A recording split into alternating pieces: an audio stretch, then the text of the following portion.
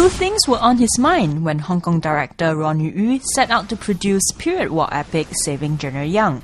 First and foremost was to find a cast of eye candies. I said to Raymond Wong, I said, if we really want to do this movie, two things we must accomplish.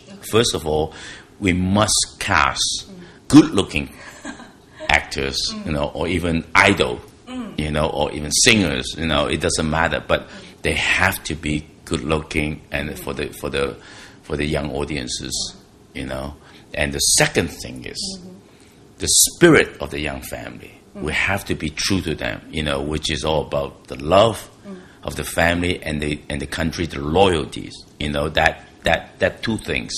Ronny eventually got 7 of Asia's hottest hunks, including Ekin Cheng, Chou, and Chun, to play the sons of famous General Young. The film tells the story of their mission to rescue their father, played by Ekin Cheng, who was captured by an enemy clan. Each of the hunks is a star in his own right, so did Ronny have to tiptoe around any big egos?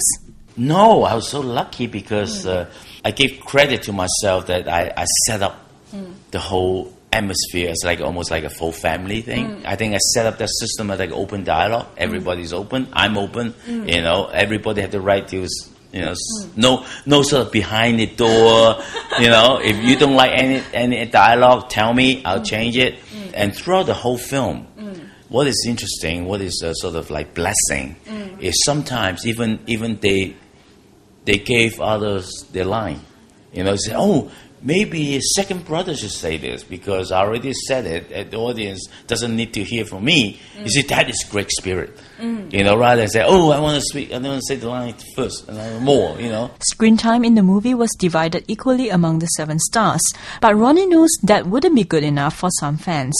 You cannot sort of make everybody equal. Even if you've done it, particular fans would think that you are biased or something, But I think most importantly is I gave each one of them that moving moment, I said, and that heroic moment that the fans and the audience feel like, wow, my idols, he's the man, that sort of feeling.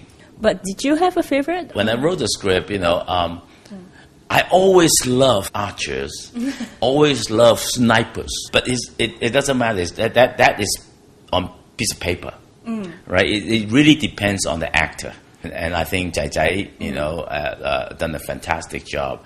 I mean, his eyes is so almost like go through you, and especially to young girls.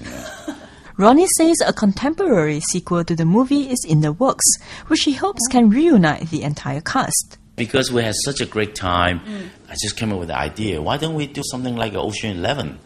We're all like pretty guys, pretty boys, and do an action movie, a contemporary, so they can wear a nice suit, and drive Ferraris, rather than riding on this, horses. And so they're all for it. That means Ronny is probably not returning to Hollywood anytime soon, even though he recently received a call to direct the sequel to Lee Ang's Crouching Tiger, Hidden Dragon. Ronny had previously worked on horror films such as Bride of Chucky and Freddy vs. Jason.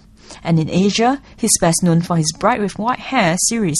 Harvey Weinstein asked me to do the because they're getting ready to produce Crouching Tiger 2, and the first moment when he called, I feel, wow, proud, and Oscar, right? Harvey Weinstein, Oscar.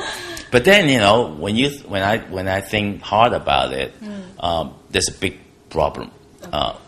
Big problem is because I have so much love and respect of Ang Lee's work. For me, I think, Ronny Yu's here, Ang Lee's here, and then after Life of Pi, it's Ronny Yu here, and then Ang Lee's up there.